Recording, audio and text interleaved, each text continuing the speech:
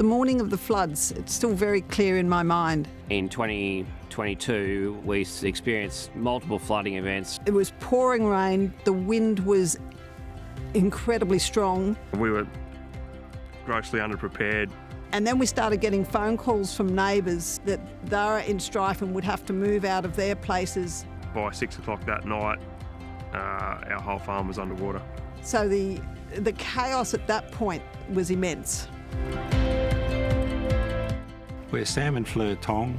My name's Gavin Wake. My name's Justin Walsh. I'm a dairy farmer from Jasper's Brush. We're dairy farming in the northern rivers of New South Wales near the town of Casino.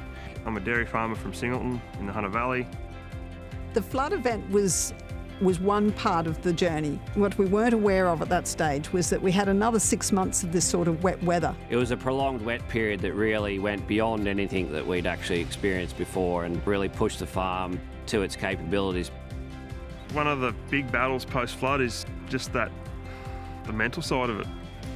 There's nothing worse than seeing your cows struggle. This year in 2024, we're back in the prolonged wet phase, which has been a real challenge. Having been in the industry for 40 odd years, we feel as though we've faced most things, but suddenly we feel there's a whole lot of new things that we've got to learn about. I was frustrated in the sense that our standard management procedures weren't working. I often said to other farmers that there was no good ideas left, but it was just a matter of what's our least worst option. In those sort of situations, you need to engage with experts.